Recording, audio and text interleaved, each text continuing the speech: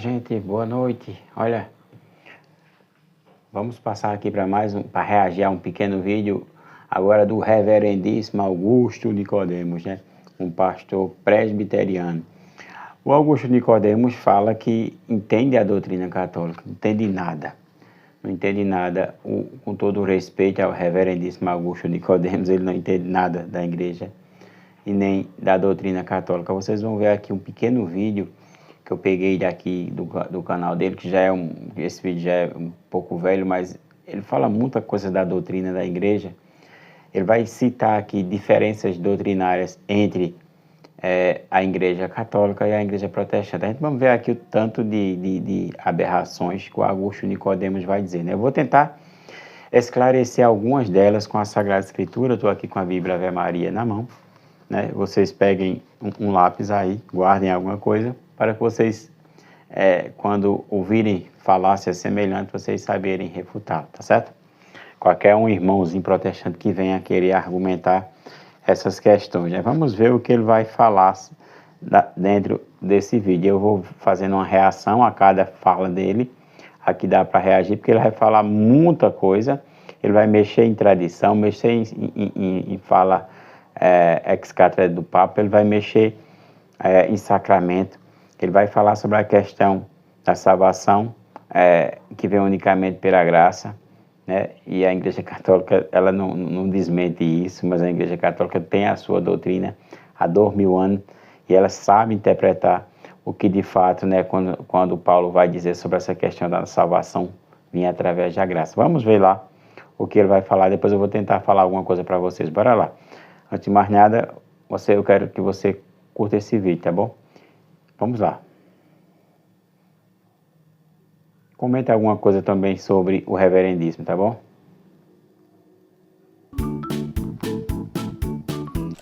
As falas do reverendo. Vamos lá. São muitas as diferenças, mas eu vou tentar me concentrar nas principais. A primeira delas é com respeito à suficiência da Bíblia. A Igreja Católica aceita, além da Bíblia, o magistério católico e as declarações do Papa falando ex cátedra como fonte de revelação e fonte de verdade.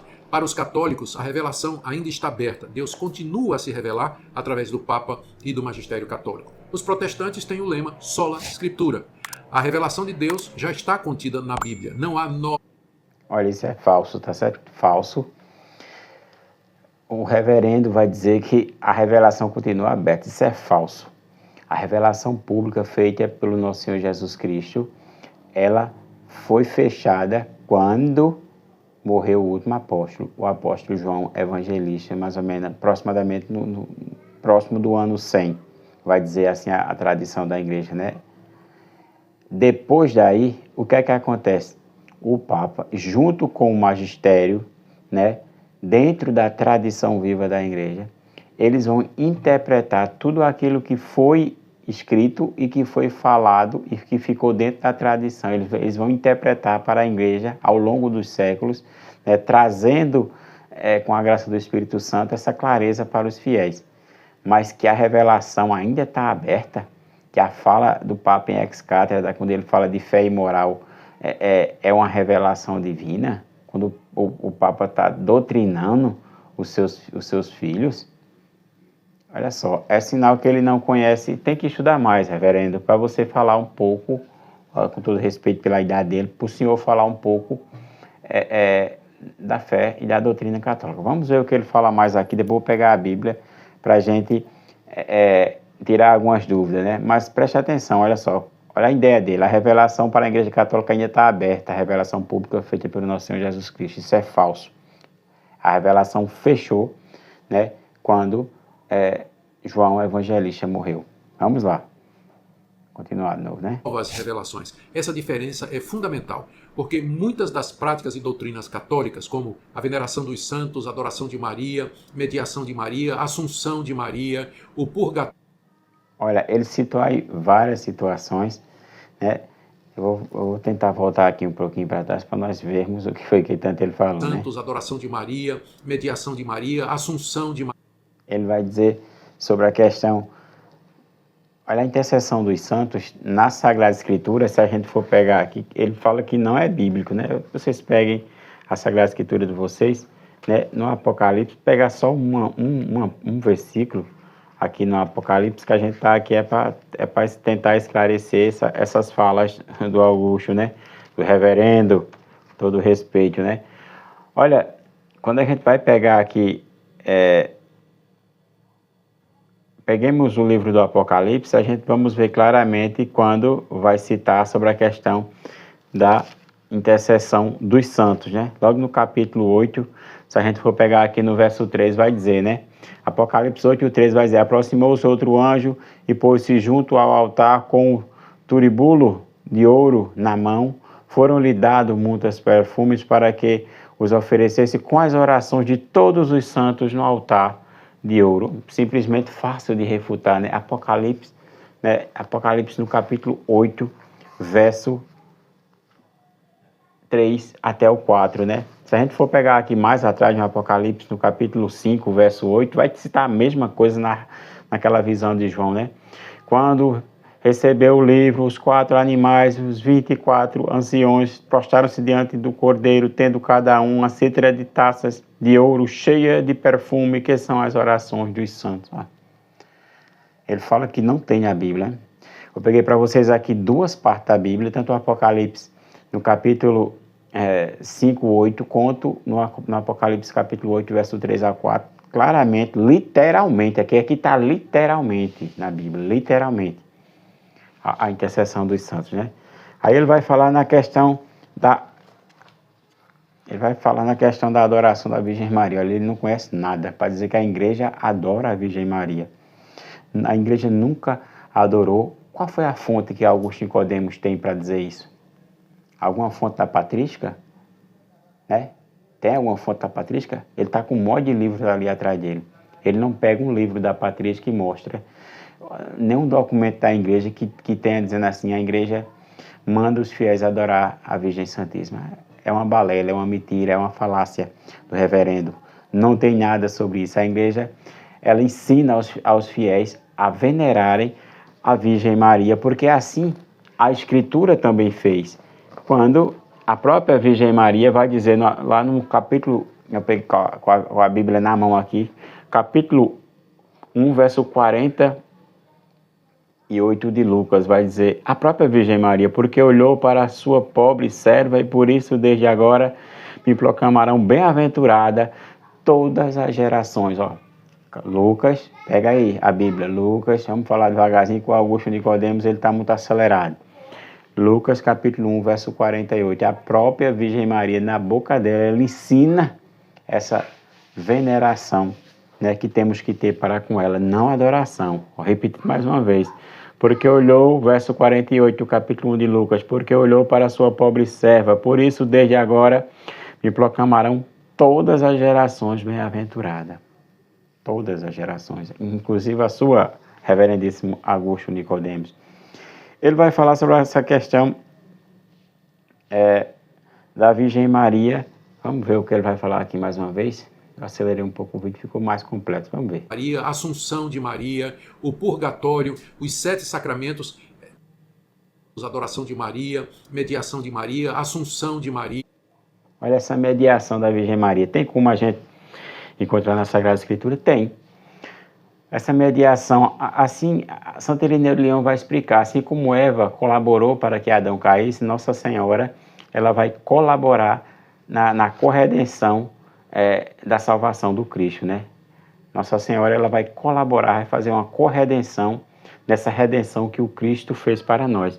É interessante que no Lucas vai falar algo interessante. Se você pegar Lucas no capítulo 1, verso 28, vai falar... O anjo vai dizer: ave cheia de graça, o Senhor é contigo. Ave cheia de graça, reverendíssimo. Depois o próprio anjo vai dizer no verso 30, do capítulo 1 de São Lucas: o anjo disse-lhe: não temas Maria, pois encontrastes graça diante de Deus. Encontrastes graça para quem? Para ela, se o anjo já falou que ela era cheia? Para nós, reverendíssimo.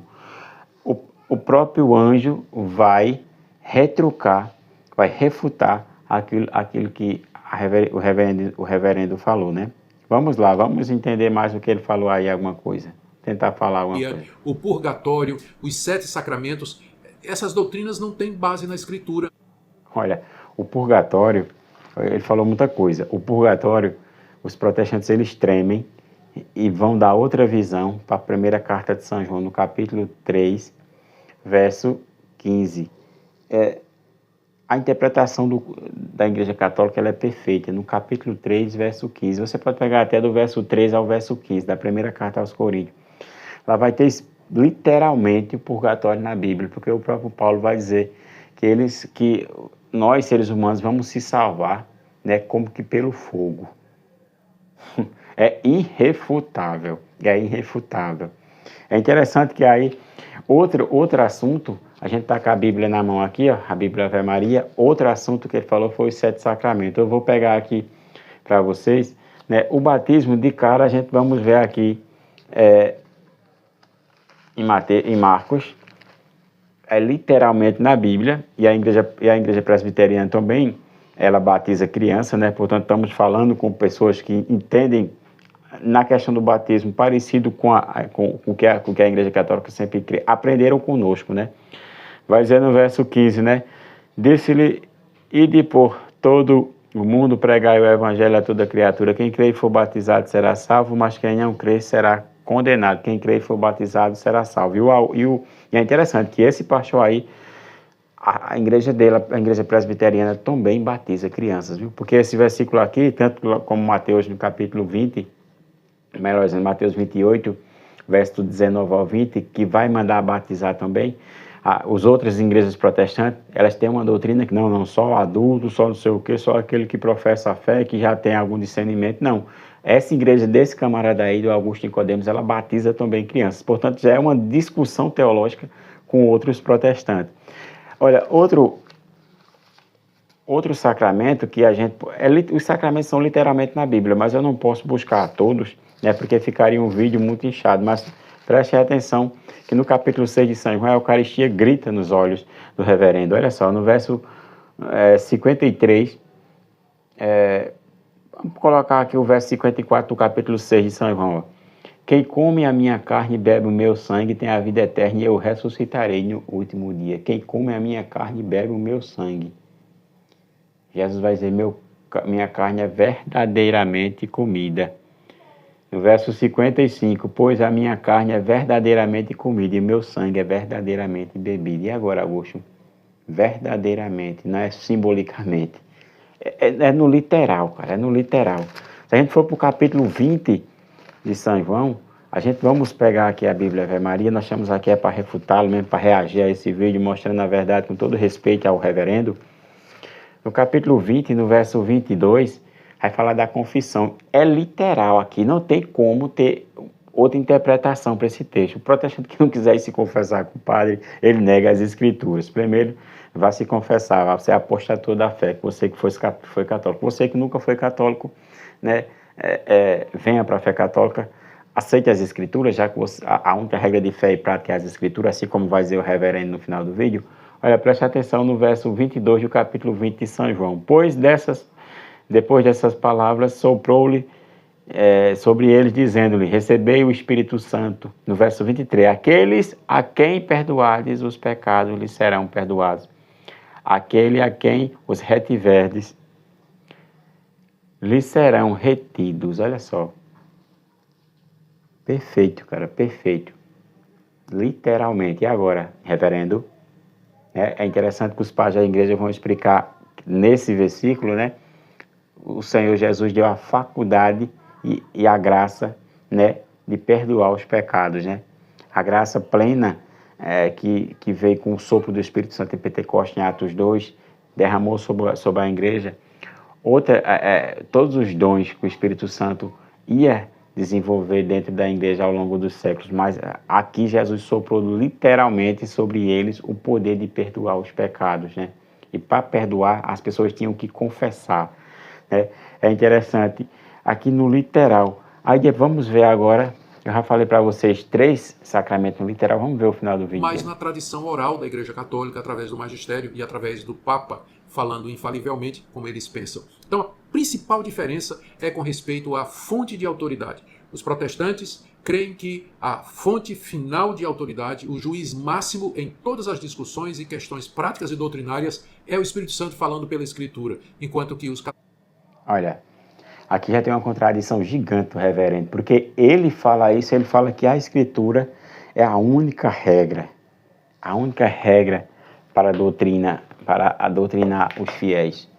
E claramente ele está equivocado, porque como pode ser a única que ele aprendeu da Igreja Católica a batizar crianças, assim como fala o Padre Orígenes, né, lá do século II, que batiza crianças porque a Igreja batiza porque recebeu dos apóstolos, e o próprio Augusto de Nicodemos acredita nessa doutrina, e os outros irmãos protestantes não acreditam. E as divisões, né, os testemunhos de Jeová, os adventistas, né, e os pentecostais de hoje, que faz apologia ao dinheiro, aonde é que eles aprenderam? Com a mesma escritura, reverendo? Olha, que a coisa não está certa não, olha. Salve Maria, que viva Cristo Rei.